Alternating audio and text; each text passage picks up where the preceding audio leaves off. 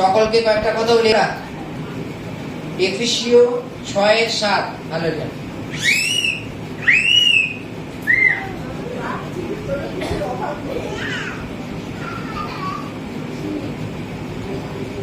মনুষ্যের সেবা নয়, বরং প্রভুরই সেবা করিতেছ বলিয়া পুনয় ভাবে দাস্যকর্ম করো, জানিও কোন সৎ কর্ম করিলে প্রত্যেক ব্যক্তি যে দাস হোক কি স্বাধীন হোক, প্রভু হইতে তাহার ফল পাইবে। Hallelujah, hallelujah.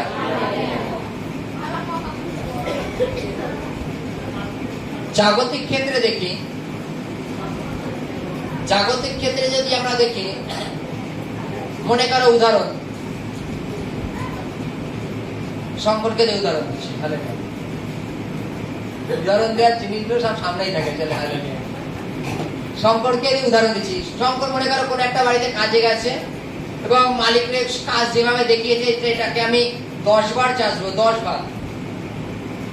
বার চাষবো, চেষে একদম ক্লিন করবো, তারপরে আমি পায়াটা লাগিয়ে এটাকে আমি কমপ্লিট করবো। এই দুটো তিনটে আছে, কমপ্লিট করে দিতে হবে।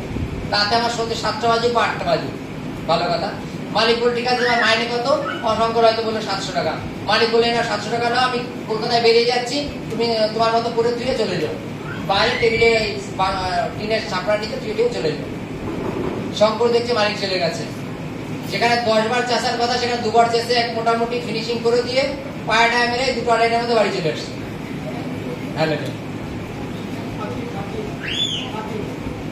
মনে করো দিয়ে চলে এসছে, তুমি কাকা পাকে দিয়েছো প্রভুকে। বলছে তুমি দাস্য কর্ম করো, মনে করো তুমি প্রভুর কাজ করছো। হালেলুয়া।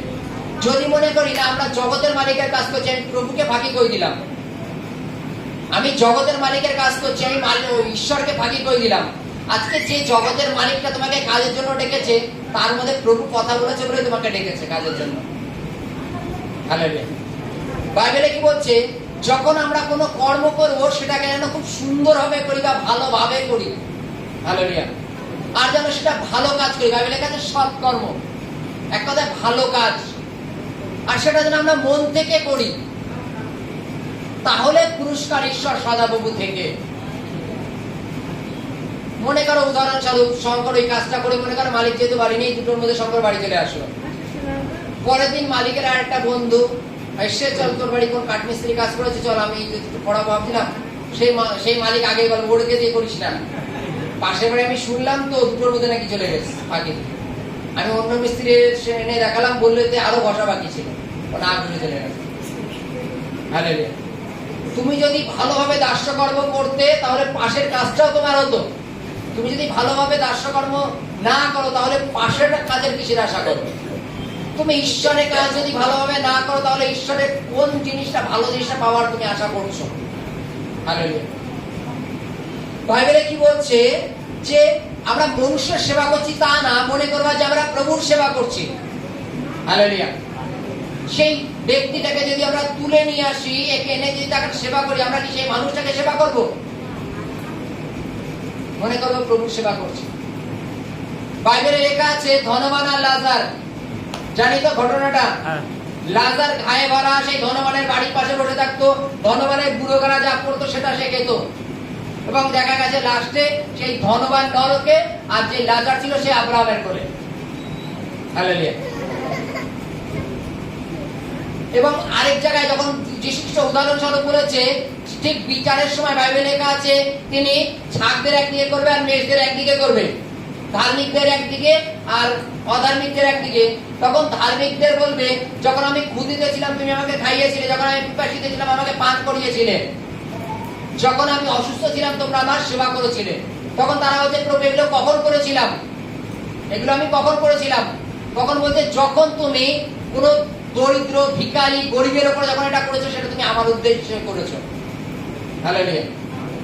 আমরা প্রভুর সেবা করবার জন্য প্রভুকে খুঁজে বেড়াই, যে প্রভু তুমি কোথায়, চলো আমি তোমার উদ্দেশ্যে এটা দেবো, এটা দেবো, ওটা দেবো। কিন্তু ঘরে যে অসুস্থ মা বাবা বা কোনো কেউ খারাপ অবস্থা করে আছে, তাকে আমরা একটুখানি সেবা করি না, অথচ আমরা প্রভুর সেবার জন্য সময় দেওয়ার জন্য খুব ব্যস্ত। হালেলুয়া। বাইবেলে লেখা আছে, মনে করো মানুষের সেবা করছি না, আমি প্রভুর সেবা করছি। এইভাবে দাস্যকর্ম করো। আমরা যদি মনে করি না মানুষেরই তো কাজ করছে, একটু ফাঁকি দিলে কি হয়েছে, সকালের ওষুধ বিকেলে খাওয়ালে কি হয়েছে, বিকেলের ওষুধ রাতে খাওয়ালে কি হয়েছে। যদি প্রভুর কর্ম করো, ভালো কর্ম করো, তাহলে পুরস্কার আছে, তাহলে ভালো ফল আছে, কেননা ফল তিনি দেবেন। আমরা নিজেদের কিছু পারি না। হালেলুয়া, জয় যিশু।